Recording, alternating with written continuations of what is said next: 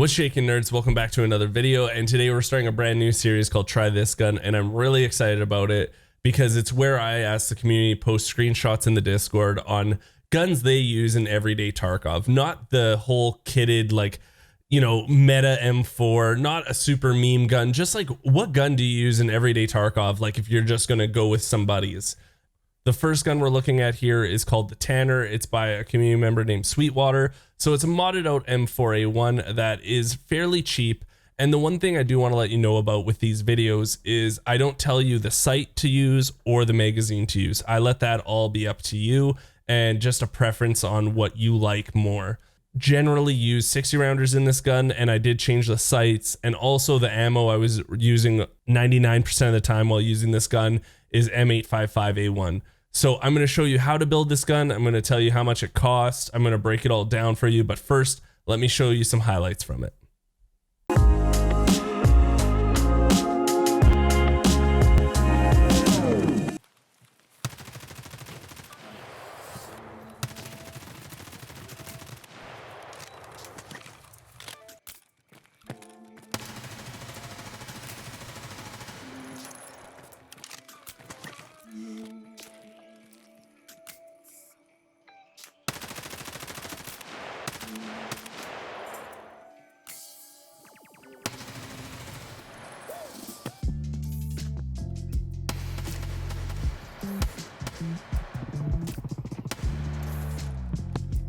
So we're going to take a look at the stats from a regular M4A1 that we just bought from Peacekeeper and the Tanner.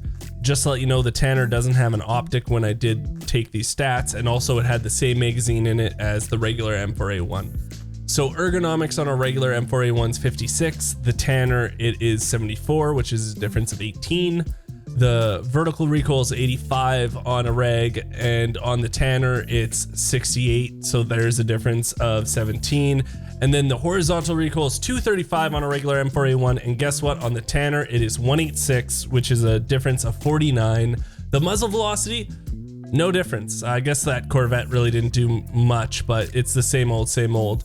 Now I did just piecemeal one of the Tanners together, and you're looking at 159,000 rubles without optics. This is definitely on the high end. Don't get me wrong, this is definitely on the high end.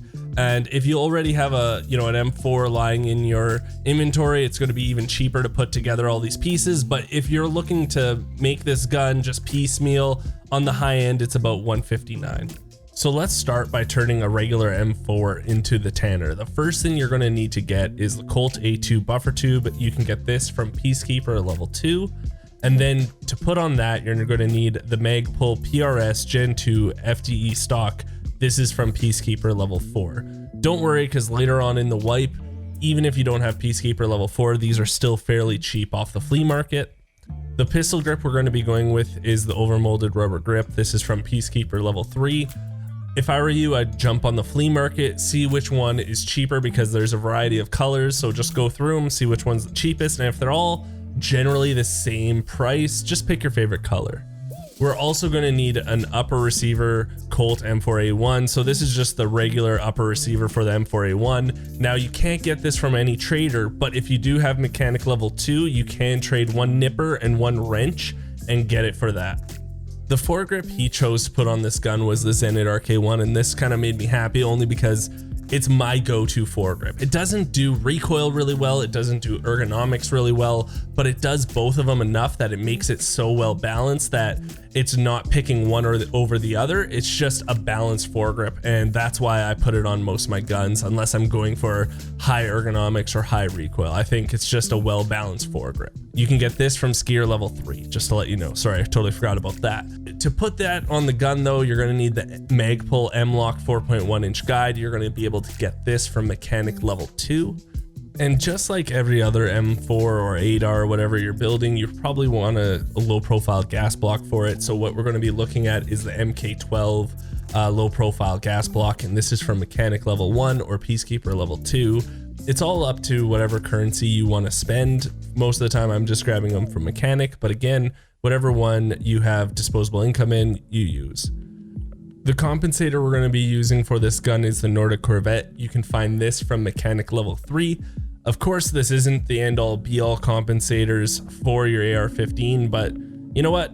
It's decent enough that it should work fairly well for a lot of your builds, and I thought it worked fairly well for this one. We're also going to need the Magpul M-Lock 2.5-inch guide from mechanic level 2 so that we can get the Zenit 2 IRS flashlight and laser designator onto this gun. Now, the bad thing about this flashlight slash laser is you can't get it in any trader. You have to find it in raid or just go on the flea market and grab it. Right now, at least it is under 20,000 from the flea market, which is awesome. And what I like about this, of course, is it is a flashlight and it is a laser.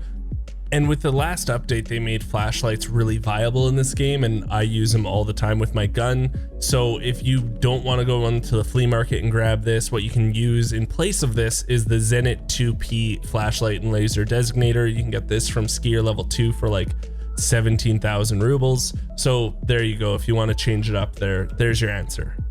The handguard we're going to be throwing on this gun is the Geekseh SMR MK16 13.5-inch. And we're also going to be throwing on the Geekseh ACH charging handle. Now, the problem with both these items though is, again, you have to find them in raid. So right now they are cheaper off the flea market. They're not super expensive, but you know, after a wipe, they are going to be expensive to find. But right now you can just grab them off the flea market for fairly cheap. But just to let you know, there's no traders that have either of these. To finish this build off, you're going to need one more piece, and that is the 370mm barrel for the AR-15. You can get this from Peacekeeper level 3. And just to let you know that this is the generic barrel that comes on any M4 that you pretty much buy. Say you went and got one from Peacekeeper, this is the barrel that comes with it.